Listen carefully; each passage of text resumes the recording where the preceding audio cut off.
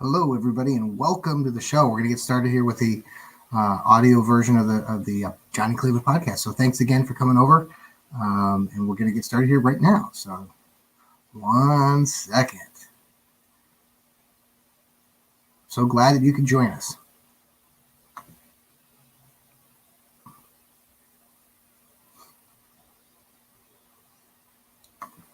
Welcome.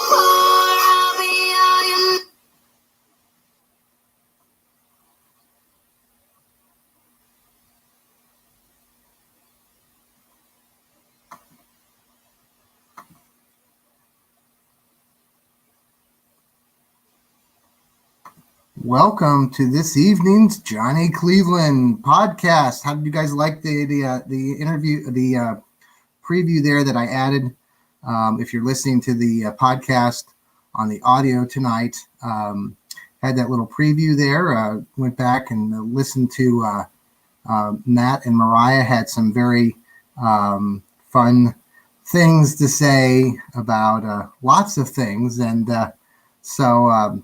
Good to have you this evening on a Friday night. Hey, it's the Browns are playing the Baltimore Ravens, and I've decked out in my Baker Mayfield gear, and excited to wear the Baker Mayfield jersey. I had waited a long time to decide if I wanted to purchase one, and decided to do that. So I'm excited. Again, you've come to the Johnny Cleveland podcast, and I am your host. Let's see here if I can get this to.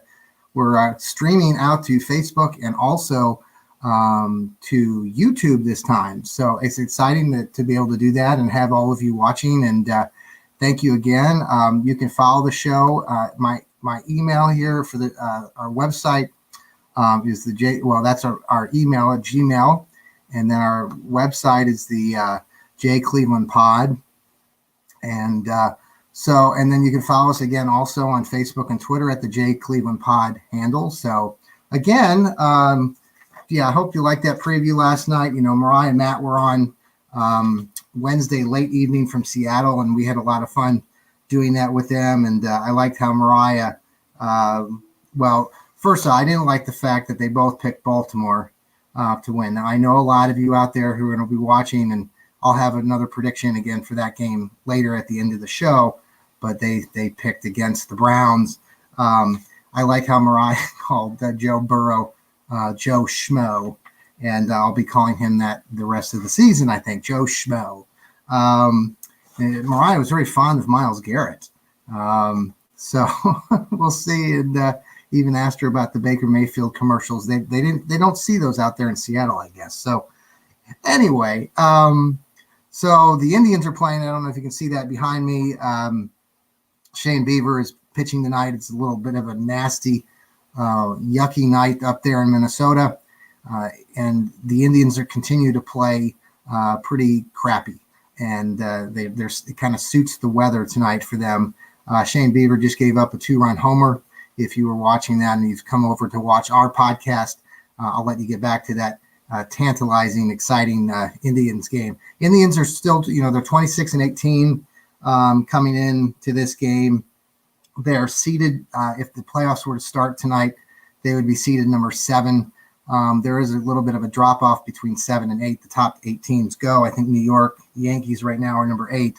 I think they're 21-20. Indians are 26-18. There's just not a lot of space in between. There's a little bit of space between the Yankees and the Indians, but all the other teams are bunched up a little bit higher. So we'll see. I mean, the Indians are not producing at the plate.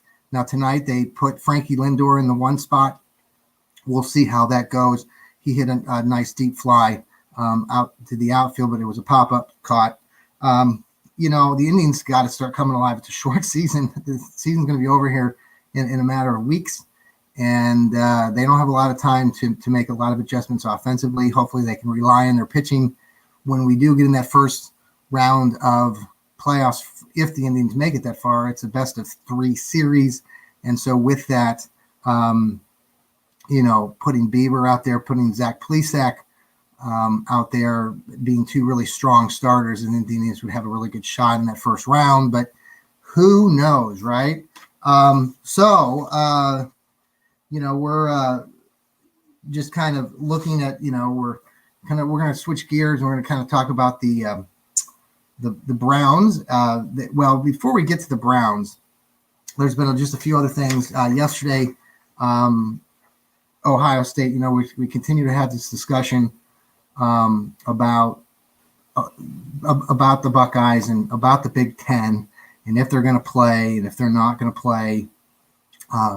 Ryan Day, the head coach of Ohio State, came out and basically pleaded with the Big Ten again last night, encouraging the Big Ten to make a decision because players and families are really feeling there aren't answers. And there is some truth to that. So, but the Big Ten did come out with a decision earlier, and they said they weren't going to play. So we'll see. I know it's hurting a lot of folks, especially locally here, who love the Big Ten and watching Big Ten football, and to see these other leagues around the country playing right now. It just really is aggravating, I'm sure, to the average fan. I'd love to see the Buckeyes out there playing, but there were decisions that were made, and they were based on medicine and health and all of that, with everything that's been going on for the last 6 months. So we'll see where things go. I think a lot of it is wrapped up in testing how rapidly these tests can work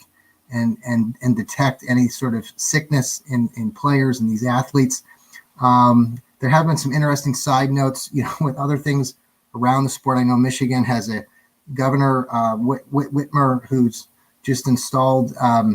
She's allowing for football to be played in Michigan, but came out with a directive yesterday that said that any players that are participating or practicing or performing or competing other than swimming have to wear a mask even during that competition. So we shall see how that plays out. I know some folks that I've listened to over the last couple of days talk about that aren't very, very excited about that. I've talked to my daughter. We've talked about that before, how she used to be a basketball player. And we talked about it on a podcast where, she's got asthma. And so I'm sure that there will be other examples like that. So, we'll monitor that, see where things go. All right. So today's Friday, right? So we have to finish off with our Friday favorites. So I've got a list of favorite things that we like to do on a Cleveland Browns Sunday.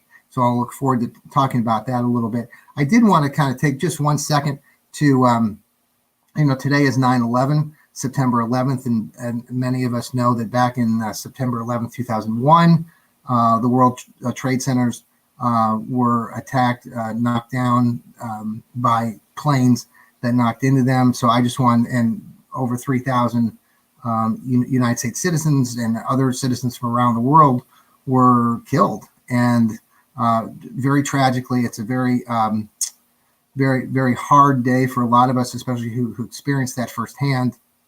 I had an interesting discussion with family tonight, and with my wife, Laura. We were discussing just that event and how, the other event that we kind of experienced was like prior to that, back in '84, when the Challenger space shuttle was exploded on takeoff. And so those events have really, we remember that in our generation, because the conversation got started because we were talking about 9/11, but we also been talking about the pandemic and how this is such a new experience for all of us, right? And with that being said, the young, we have these discussions constantly right now about how young people are looking at this pandemic, young little kids, teenagers. Why aren't they taking it seriously to wear, masks and things like that? Because they're teenagers. And so we were saying how, when we get older and we have grandkids and great grandkids, and let's say that there is something that happens, let's say 30 or 40 years from now, like maybe another pandemic. Those people like ourselves and the younger people who are living through this pandemic now will look at that event much, much differently. It's kind of the same way that when we listen to our great grandparents and our grandparents and our parents and our aunts and uncles, and they talk about other events that happened to them when they were younger, like the World Wars or like Vietnam. our us and our generation that we weren't through that event, and so we don't really understand completely what those people in that generation went through. So it's just a very interesting way to look at things and perspective. And I just thought, with 9/11 today, next year will be 20 years since 9/11. So just thoughts and memories with all those that were affected by that. And all right, so couple other things, just I want to hit on before we start talking a little bit more about the Browns. And on Sunday, the famous sportscaster there, Skip Bayless, made some comments in the news about Dak Prescott. I don't know if you heard any of this probably in the last 2 days, but Dak Prescott is the quarterback for the Dallas Cowboys. He was talking about some depression issues that he's had. He brought those issues up, I think, out into the local media. And so Skip Bayless was made some kind of comments yesterday that were sort of detrimental, and just talking about why he didn't think that Dak should have done that. It was a little bit of an interesting discussion if you listen back to it. He wasn't really putting down Dak necessarily, but he was talking about Dak Prescott kind of being above, kind of being, he shouldn't be allowed to be depressed. And so Skip Bayless has gotten a lot of criticism for that. But, all these sportscasters like Skip Bayless and Jason Whitlock, I talked about him on a previous podcast. So many of these guys are just out there to try to get, people's attention and to get people to click on their show or their tab or their link. So, it's just very sad. I appreciate a player of Dak Prescott's fame.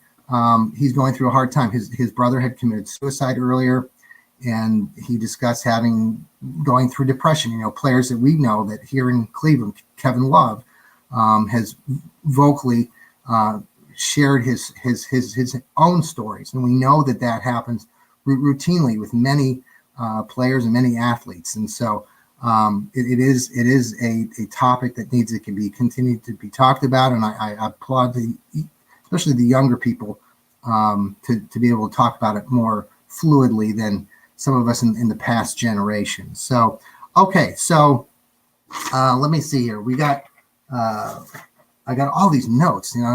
So if you're watching this, I know my dad loves to watch the podcast, and he's always taking notes of the fact that he knows how I like to write my notes. And if he's watching right now, he'll notice that I have like 3 sets of notes scattered throughout. So I have all my thoughts, but they're all on these different sheets of paper. So, okay. So let's get back. Let's get to the Brownies. The Browns today, Kevin Stefanski, the Browns coach, said that he was going to be the play caller starting the season off. He knows the Minnesota. He was from Minnesota. He brought that offense over here.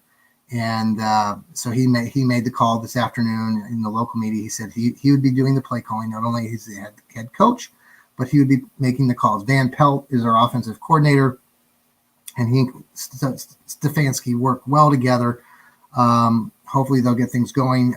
It'll be a collaborative affair, is kind of the way that he talked about it. Interesting. I was looking back, because the Browns don't usually win home openers.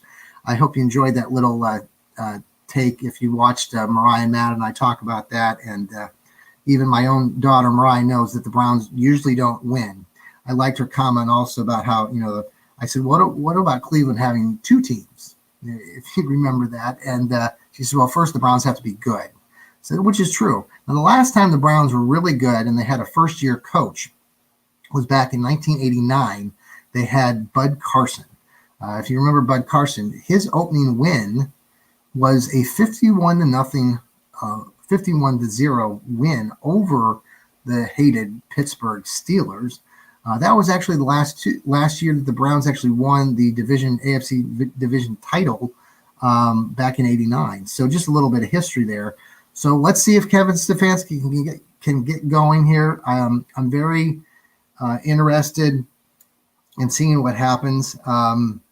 The last time, see, the Browns went out to Baltimore a year ago.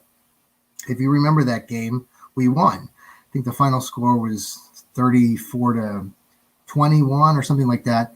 And Baker Mayfield was outstanding in that game. He had 342 yards. He had a touchdown.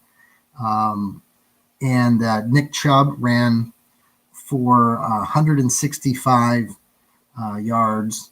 Baker had 102 passer rating that game. So Chubb ran for 165 yards. He had 3 of those touchdowns. If you remember, he had that awesome run at some point late in the game where he went off and he went 80, 90 yards to the house for the touchdown. So, the key in beating Baltimore is running the ball, and Stefanski's offense is built around the run and the tight ends. And so I really think that this game is really going to be interesting. And I give the Browns, I have the Browns winning. I'll give you my prediction here at the end here, but I think that the Browns are going to surprise people this year. And I think that the way Stefanski is going to go about playing this offense, I can see it being sort of boring, but also reliable. And I think that he has so many offensive weapons that I think he's going to do some really cool things, and these players are all going to buy into that. So I'm excited to see how that all pans out. Okay, so I thought we would leave. Well, I got a couple things here at the end of the show. One, we'll finish with our Friday favorite. Well, actually, let's do Friday favorites right now. And so these are my favorite Cleveland Browns things to do on a Sunday. So Sunday, we all have different things that we do, habits, rituals. If you're a Cleveland Browns diehard fan, like some of us are, like I, who wearing my Baker jersey today. So these are my 5 favorite things to do on a typical Sunday watching the Browns. Now, you have to keep in mind that I lived in Kansas for like 26,000 years. And so I didn't get to go to like games locally here in Cleveland. I'm so happy that, now I got season tickets, but with the COVID pandemic going on, I pushed those season tickets to next year. So let's just kind of review about the Friday favorites here. So the 5th best thing I like doing on a Sunday before a Browns game is make a great hearty breakfast with bacon and eggs. I said something to my wife about this, and she says, "Well, you make that every morning." So, let me add a little fruit, into that. But I like to have a good solid breakfast with the family, and then the next thing on 4 would be then start listening to the radio background. It was nice to live when you lived in Kansas because the game started at noon out in Kansas in Central Time. And so I could start listening to the radio teams like on 8:50 a.m. on the Cleveland Browns network and get all the pregame previews. And it was always fun to do that. So number 3 on my list is obviously dressing up in all my Browns gear here. I went through the closet the other day, and I was telling, I think if you listened to the last podcast with Matt and Mariah, that I have a bazillion different items, like a lot of us Browns fans. So, okay. So number 2 is then like going, like when I lived in Kansas, it was going to Quincy's, which is the local sports bar there, with my Browns backers. A lot of you know that I was the president of that local club for a few years, and thoroughly enjoyed that experience. The group in Wichita is called the Oz Chapter because of the Wizard of Oz.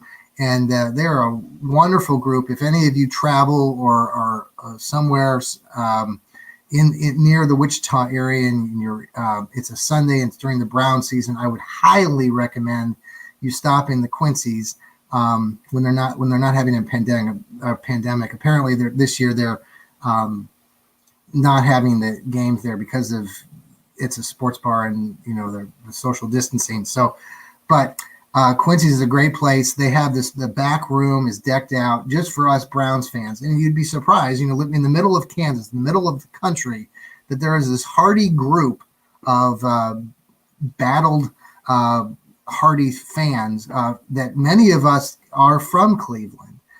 But actually, the president of the club now, Josh, he's not even from Cleveland, and he's like the biggest like Cleveland fan that outside of me that you're going to find. But it's a great group. At years when the Browns would be a little bit thin on wins, well, they've been thin on wins for many years.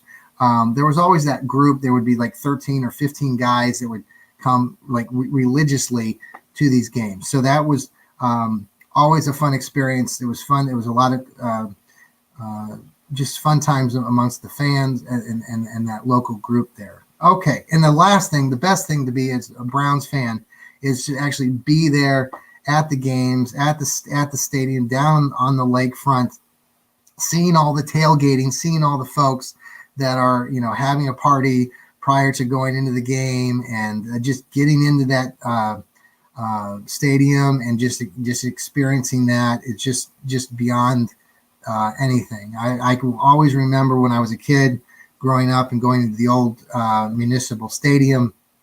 The first couple of times I would go there for a Browns game, just that experience to see that large green area of beautiful field and to see these guys play on that, and just that experience. The Browns had so many great years when I was a kid, especially throughout the 1980s, to get to see all those teams that were winning. It would just be fantastic to get that back in Cleveland. I know that the older fans understand that, but just to provide that fun and excitement for the young people would just be so exciting. So, all right. So those are my Friday favorite Sunday Cleveland Browns Sundays. Okay. So I'm going to give you at the end, this is the last bit on our show today. I'm going to give you my prediction for the Browns game for Sunday. Prior to that, I'm going to give you 5 games each week.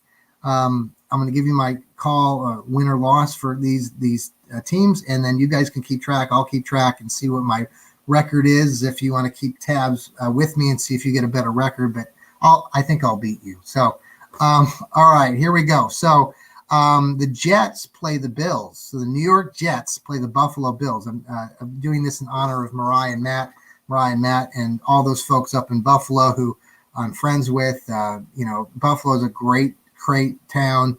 University of Buffalo is up there. And so Jets versus the Bills. I'm going with the Bills. Bills with the win over the New York Jets. Okay, next game. Tampa Bay Buccaneers against the New Orleans Saints. Now, a lot of us know that Tom Brady now is down in Tampa Bay. I think Tom Brady's going to get a rude awakening when he goes down to play New Orleans over the weekend. And I see the Saints coming out with a big win over the Buccaneers in that one. All right, the next game. This is my upset of the week. The Dolphins play the Patriots. The Dolphins are playing the Patriots. All right, so Patriots no longer have Tom Brady. The Dolphins have Ryan Fitzpatrick, the veteran who's been everywhere, starting for them this year. The Patriots are a 6.5-point favorite. However, the Patriots have lost 8 of their starters. And if you watch any football at the end of last year, the Dolphins were really playing well. They were playing as a team. And, I see the Dolphins winning that. So my upset is the Dolphins over the Patriots. Next game is the Chargers against the Cincinnati Bengals. Now, I don't know, the Chargers aren't in San Diego anymore, so they're the LA Chargers. But they're playing the Joe Schmo Bengals, or Joe Burrow, or Joe Schmo, like Mariah says, the Bengals. And I do pick the Bengals to win this game. A little bit of the Chargers are traveling across the country, and I think Joe Burrow even though he's a rookie, I have a feeling that he'll do pretty decently and defeat the Chargers. All right. The last game I'm going to pick is the Dallas Cowboys against the LA Rams, and Mike McCarthy now is the coach of the Dallas Cowboys. And with that, and Dak Prescott has he doesn't have a lot to prove, but I think he's going to come out and play a very good game considering all of the media attention he's received this last week. And I see that if you recall, the last time Dallas played the Rams last year, late in the season, Dallas ran all over them, and Dallas won that game big. I'm going to go again with Dallas. They are playing in the LA Rams new stadium. I forget the name of it, but I saw the total cost. It cost to build that stadium $5.5 billion. $5.5 billion. Unbelievable. Okay, now we're getting to our game, the Brownies. Here we go. And many of you already knew this. I already picked them to win. Thought about this a while, and so I had them winning with the final score of 26-21. I think that what's going to happen is the Browns are it's going to kind of, I could even see the Browns going down early. Lamar Jackson's going to be hyped up. People are going to think, oh, here they go. But I think the Browns are going to slow things down. Eventually, I think they're going to continue to run. I think they're eventually going to take over that lead. They're going to miss some extra point. They always miss an extra point. So I'm thinking they're going to get like 3 touchdowns, and then on one of their touchdowns, they're going to miss the extra point, and then they're going to have 2 field goals, and they're going to hold on for dear life at the very end. It's going to look like Baltimore's going to beat them at the end, and Cleveland's going to they're going to get a touchdown, take the lead kind of late in the game, and hold on for dear life and pull out the win for rookie head coach Kevin Stefanski. All right, there's my prediction. Hey, it's a Friday night, right? I hope you guys have some fun this weekend. Stay safe, do things with the family, and I hope everybody has a great weekend. Next week, I know, the Browns are going to be playing a quick turnaround for the Browns. They have their home opener then against Joe Schmo and the Cincinnati Bengals and the Joe Burrow. And I like Joe Schmo better. Good call on that one, Mariah. All right, so they have that game is going to be on Thursday, so we'll be talking about that quickly, and it's going to go fast, folks. So hopefully the Indians. I don't know what the Indians are doing behind me, but hopefully maybe their offense decided to turn it on, but probably not. All right, guys, have a great weekend, and remember to always keep smiling. Take care, everybody.